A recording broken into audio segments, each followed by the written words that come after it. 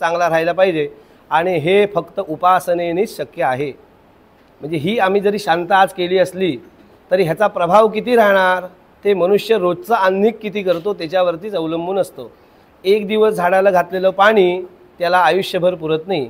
रोपण करा, आपल्या संपत्तीतला 6 भाग करायला सांगितलेत। मी म्हणतो कलियुगात एवढे हे शक्य नाही, 10 भाग करा, पण आपल्या संपत्तीतला येणारा 10वा भाग दरवर्षी काही ना काहीतरी उपासना म्हणजे करावं। कोणत्या वस्तूची तुला करावी असं शास्त्राने त्याचं गणित घातले। तिल दान केले तर पाप कमी होतं। ज्यांना ज्यांना द्रव्य ठेवायचं आहे त्यांनी एका रांगेत इथे वर या। काका येथे द्रव्य देत आहेत, ते घ्यायचं, तिच्या मागून जायचं, तिथे ठेवायचं, इकडनं प्रदक्षिणा करून काकांना नमस्कार करायचा आणि परत जागेवर जाऊन बसायचं। श्रीराम जय राम जय जय राम, तिकडनं खाली जायचं। श्रीराम जय राम जय जय राम,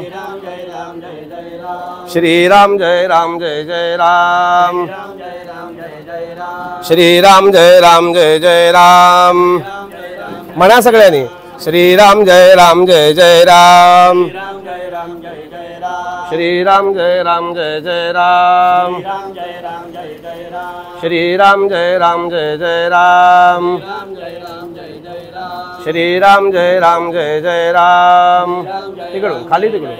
श्रीराम जय राम जय जय राम,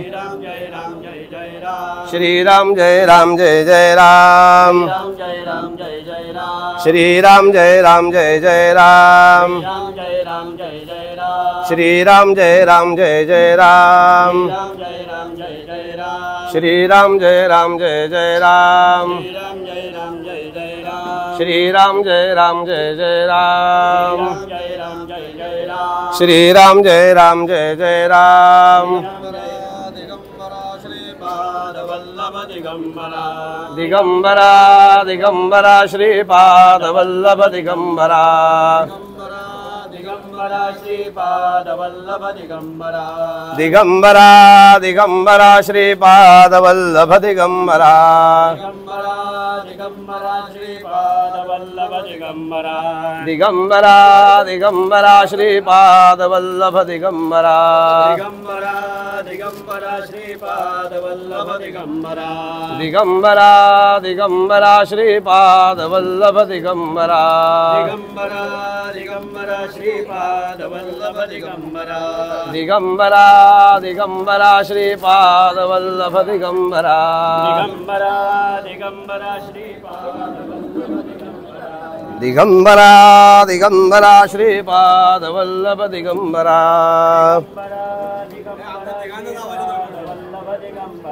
ओम विष्णू स्वागतम। या ठिकाणी आपण जोशी काका आजोबांच्या सहस्रचंद्र दर्शन शांतीच्या सोहळ्यासाठी या ठिकाणी आपण जमलेलो आहोत। नेमकं आत्तापर्यंत काय काय केलं आणि कसं काय केलं, कशासाठी करतात, का करतात, कशासाठी केलं पाहिजे, असं मला जे माहिती आहे त्यातली थोडीशी मी आता या ठिकाणी वेळेच्या अभावी जेवढं सांगता येईल तेवढं सांगतो। हे सहस्रचंद्र दर्शन शांत असं या ठिकाणी नाव दिलेलं आहे। तर ह्या सगळ्या शांती आहेत ज्या, याला म्हणतात वयोवस्थाभिधान शांती। म्हणजे मनुष्य जन्मल्यापासून त्याच्या आयुष्यामध्ये अनेक प्रकारचे सुखदुःख त्याच्या पूर्वजन्मातील कर्माप्रमाणे येत असतात आणि ही जी काही आपली पूर्वकर्माप्रमाणे आलेली जी सुखदुःख असतात हे सहन करत करत कलियुगामध्ये मनुष्याला 100 वर्षाचं आयुष्य सांगितलेलं आहे।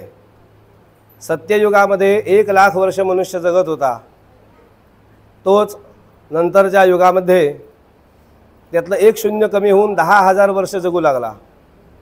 पुढल्या त्रेतायुगामध्ये द्वापारयुगामध्ये 10,000 वर्ष, त्रेतायुगामध्ये 1,000 वर्ष आणि कलियुगामध्ये मनुष्याचं वय आयुष्य 100 सांगितलं। हा आता कलियुगाचा पूर्वार्धच चालू आहे। आत्ता फक्त जवळपास 5,100 वर्ष वगैरे आत्ता आपल्या ह्या कलियुगातली संपलेत। एकूण कलियुगाचं आयुष्य 4,32,000 वर्ष। आणि आपण आता ही सगळी अराजकता पाहिली तर कलियुगाच्या शेवटी काय प्रकारचं मनुष्य वागेल आणि त्याचं आयुष्य किती क्षीण होईल म्हणजे श्रीमद भागवत ग्रंथामध्ये सांगितले की मनुष्य इतका खुजा होत जाईल की अंगठ्या एवढा मनुष्याचा देह होईल, संपूर्ण अंगठा आपला जेवढा आहे तेवढा मनुष्य देह होईल। तर हे सगळं दुःख दिवसेंदिवस वय जसं वाढतं तसं हे आपल्याला सहन करणं फार कठीण होऊन बसतं। तरुण वयामध्ये हे सगळं सहज साध्य असतं, ताकदीवरती आपण ते नेतो। ज्यांच्याकडे आर्थिक संपत्ती चांगली असेल त्या जोरावरती ते अधिक हे दवडण्याचा प्रयत्न करतात। परंतु मनुष्य आर्थिक संपत्ती जरी अधिक वयामध्ये असली तरी जर असा विचार केला तर मानसिकरित्या त्याची जी ताकद पाहिजे ती मानसिक शक्ती खूप कमी होते। तो लोकांपासून दूर जायला लागतो किंवा संसाराचा गाडा चालवताना अनेक प्रकारचे दुःख आल्यामुळे तो थकून जातो। त्यामध्ये त्याची अवस्था इतकी बिकट होते की मानसिक खच्ची होते। पैसा भरपूर असला, अनेक आपण आज लोक बघत असाल भरपूर आर्थिक संपत्तीने आहेत, परंतु चांगले चांगले लोक, काही कोटींचे पगार असलेले लोकसुद्धा आत्महत्याला प्रवृत्त होतात। तर कशामुळे? केवळ मानसिक संतुलन बिघडल्यामुळे हे त्यांचं होतं। असं आपण सगळ्यांनी आपापल्या परीने विचार करा तर शेवटी त्याचं असं उत्तर येईल, मानसिक त्यांचे किंवा आध्यात्मिक काही त्यांना स्वतःचा बेस नाही, एवढ्या फक्त गोष्टीमुळे त्यांना ते होतं। मग ही शांत करण्याचं हे तर मंत्र हा जो आहे तर त्याला म्हणतात की मननात त्रायते इति मंत्र। हा मनाचं जो रक्षण करतो, मनावर येणारे जो आघात दूर करतो तो मंत्र। अनेक ठिकाणी आम्ही जातो तर त्या ठिकाणी ते असे लोक म्हणतात की आम्हाला आहुतीला बसवा, आम्हाला होमाला बसवत नाही। तर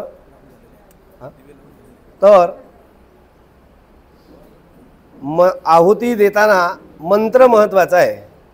ज्याला मंत्र म्हणता येत नाही त्याने आहुती देऊ नये, कारण अमंत्रम हुयते, मंत्राशिवाय जर हवन केलं तर, हा पंखा बंद करा म्हणजे दिवे वळते, मंत्राशिवाय जर हवन केलं तर त्याचा दोष सांगितलेला आहे। म्हणून नुसती तुपाची आहुती घेतली आणि होमात टाकली तर त्या आहुतीला अर्थ नाही। कारण अर्थ कशाला आहे? मंत्राला आहे। तो मंत्र काम करतो, नाहीतर मग कोणीही हवन करू शकलं असतं। तर ते मनाची ताकद वाढवणे हे मंत्रांचं काम आहे।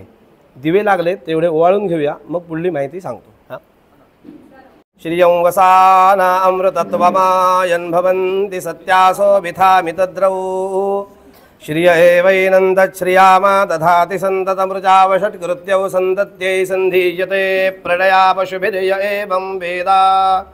ॐ यस्मिन् ब्रह्माभ्यजयत् सर्वमेतत् अमुञ्च लोकमिदमुच सर्वं। मनुष्याच्या ह्या अवस्था येतात तर जो तरुणपणातला जो काळ असतो तो अगदी सहजपणे आपण आपल्या शारीरिक किंवा आर्थिक ताकदीवरती पुढे नेतो, परंतु उतार वय जसं जसं येतं तसं तसं मानसिक शारीरिक हे जे दौर्बल्य येतं त्यामुळे मनुष्याचं खच्चीकरण होतं किंवा मानसिक जी ताकद पाहिजे त्याला ती राहत नाही आणि त्याच्यातून त्याला ते चांगल्या प्रकारचं आर्थिक शारीरिक मानसिक पाठबळ मिळावं म्हणून ह्या शांती शास्त्रांनी सांगितलेल्या आहेत।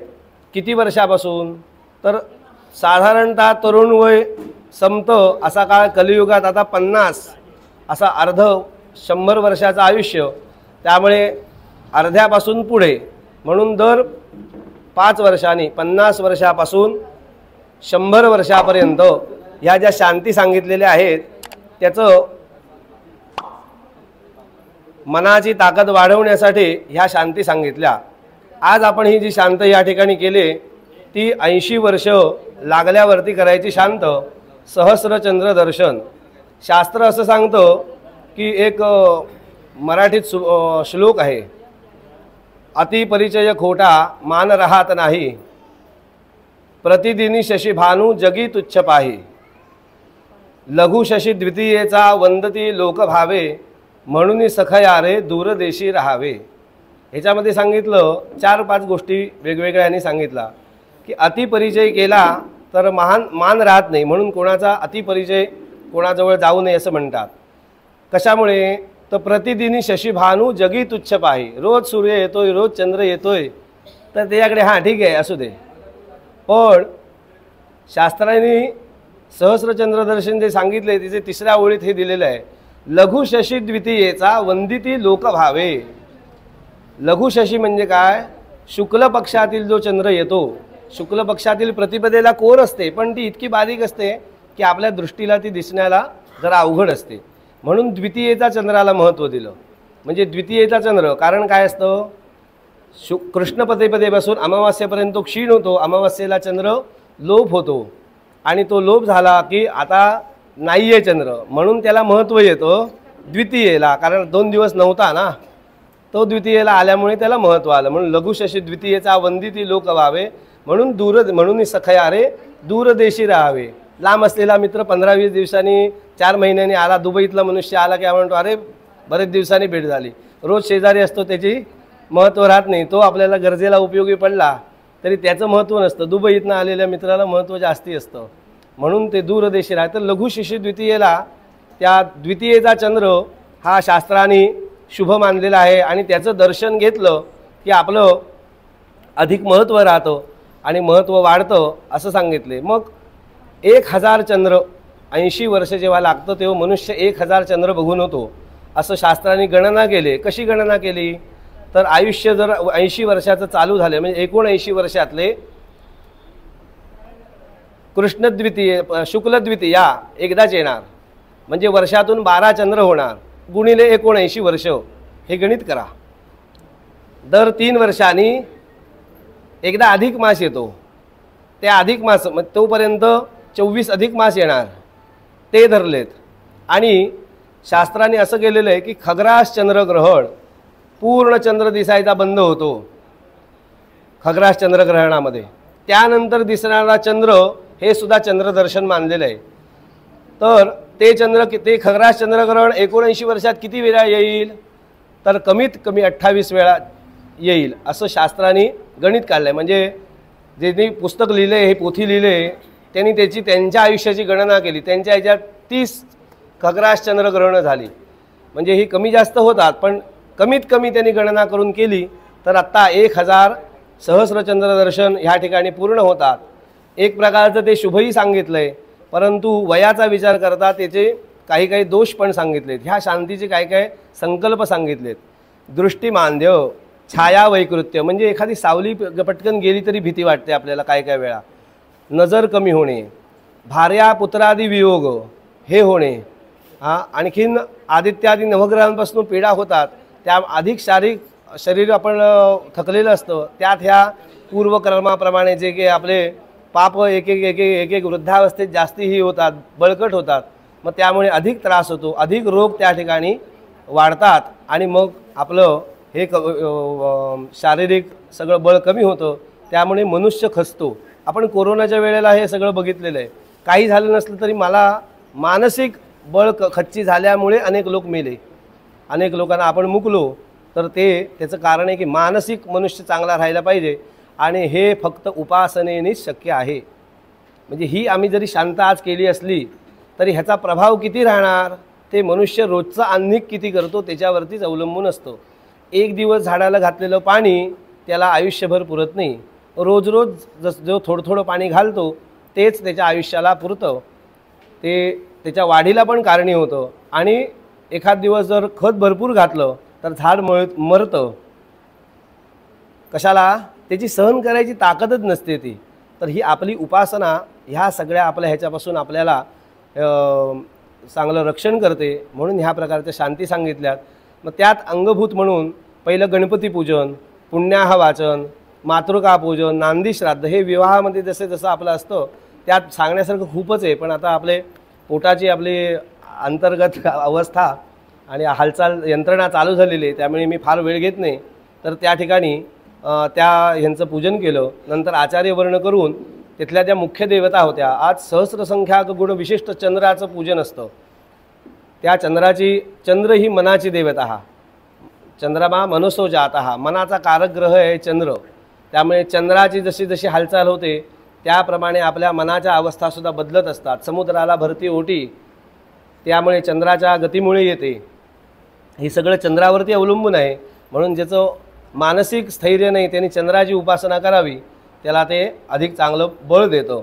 मग ती चंद्राची पूजा केली आणि ही सगळं शांत करत असताना नवग्रहाचा पण हवन केलं, नवग्रहाचा पण होम होतो आणि मग त्याच्यासाठी एक मृत्युंजय देवता, आणखीन एक सूर्य अधिदेवता असं पूजन केलं, बलिदान, पूर्णाहुती, अशा प्रकारे मग हे करून काकांना दिवे वळणे, पूर्णाहुती, अभिषेक सगळ्यांना त्या पाण्याचा केला आणि त्या ठिकाणी अशा प्रकारचा हा शांतीचा कार्यक्रम. आणि नंतर हे केले ते तुलादान.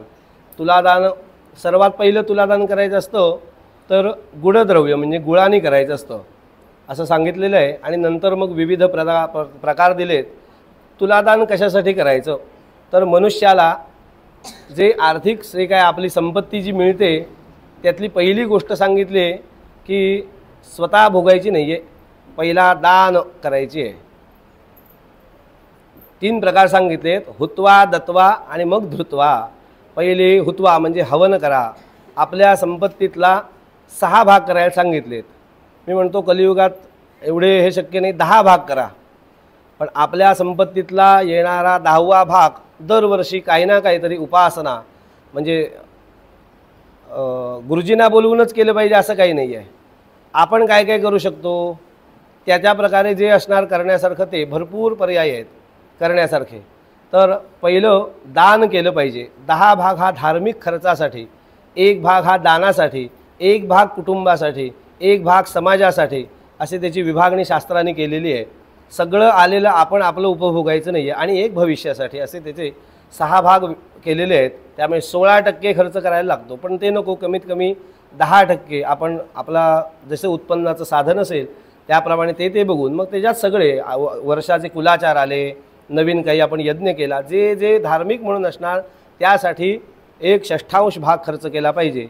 पहिलं दान करायचं, दान करून ते करायचं, देवांसाठी वापरायचे आणि मग आपल्यासाठी संपत्ती वापरायची. जो स्वतः उपभोग घेतो केवळ आगो भवती केवळ आदी असं एक यजुर्वेदामध्ये वाक्य, केवळ फक्त जो उपभोग घेतो तो पापी असं शास्त्रांनी सांगितलेलं आहे. संपूर्ण आयुष्यामध्ये म्हणजे हे सगळ्या गोष्टींसाठी लागू शकतो. आपल्याला जेवढं आयुष्य मिळालं आहे त्यातलं 1/6 आयुष्य समाजासाठी, 1/6 आयुष्य देवासाठी, 1 आयुष्य धर्मासाठी, अशा प्रकारे सगळं वर्षातनं एकदा 1 महिना असे अनेक लोक उपासना करणारे आहेत की 1 वर्षातला 1 महिना पंढरपूरला जाऊन सेवा करतात, गोंदवल्यात जाऊन सेवा करतात. मला जे आयुष्य मिळाले त्यातल्या प्रतिवर्ष मी 1 महिना कुठल्या ना कुठल्या तरी देवाची सेवा, समाजाची सेवा, अशा कोणत्या तरी प्रकारची मी ही उपासनाच आहे. केवळ माळ घेऊन जप केला म्हणजे उपासना होते असं नाही. ते काम करता करता जी होणार ती सगळी उपासनाच आहे. प्रत्येक भगवंतामध्ये, प्रत्येक प्राणीमात्रामध्ये भगवंत आहे.